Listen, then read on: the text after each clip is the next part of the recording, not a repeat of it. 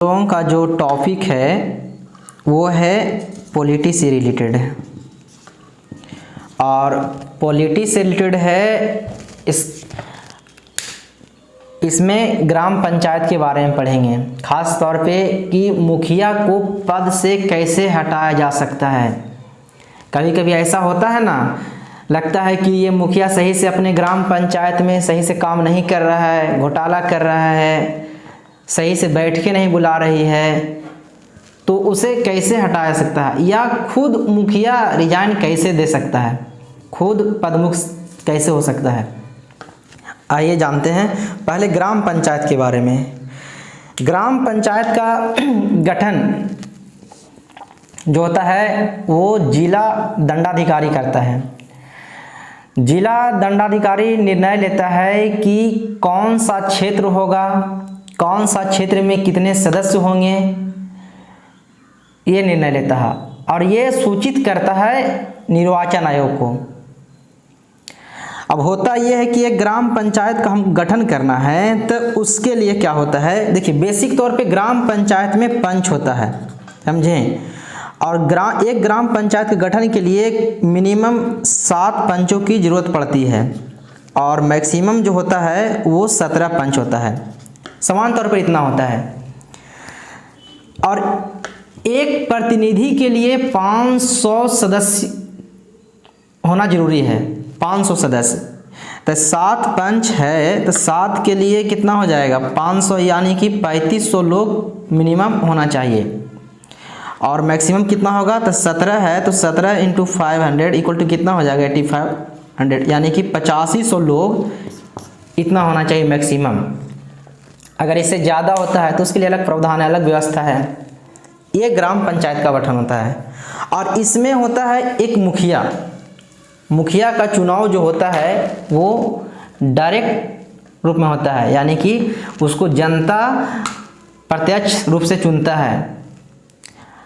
और जानते हैं आप, जाहिर सी बात है कि एक मुखिया होता है तो एक उप मुखिया भी होता है और उप मुखिया का चुनाव जो होता है वो इनडायरेक्ट होता है, उसको डायरेक्ट जनता नहीं चुनते हैं, जनता के द्वारा चुने जाए लोग, जैसे कि वार्ड को चुन दिया और वार्ड में ही निष्कर्ष निकालते हैं कि इसमें कौन, मतलब कि उसमें बहुमत निकाल देता है। जैसे कि मानते हैं 12 वार्ड है कोई पंचायत में, तो उसमें से निकाल देंगे कि हाँ ये हाथ खड़ा कर देंगे कि ये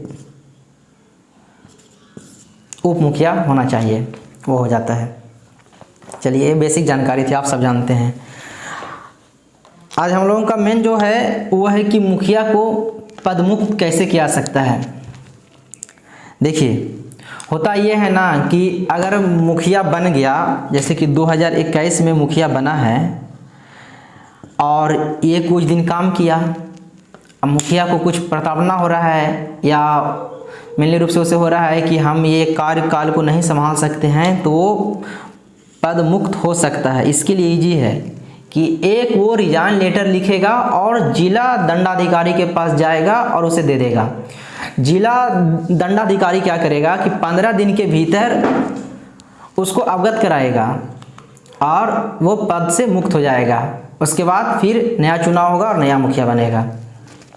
मेन है जो हटाने के लिए कि मुखिया को हटा कैसे सकते हैं।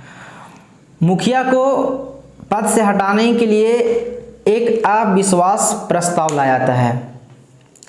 अविश्वास प्रस्ताव, ये अविश्वास प्रस्ताव जिला दंडाधिकारी के पास ले जाकर देते हैं। आम जनता नहीं, जो ग्राम पंचायत के सदस्य होते हैं जिसको हम लोग वार्ड बोलते हैं, वो जैसे सपोज दैट मानते हैं एक वार्ड में 12 सदस्य हैं तो 12 का 1/5 लगभग 2.5 के आसपास, इतना लोग, 2.5 तो होगा नहीं, कम से कम 3 लोग ये संकल्प लेकर जिला दंडाधिकारी के पास जाएंगे, ये प्रस्ताव को उनके पास रखेंगे। अब जिला दंडाधिकारी क्या करता है कि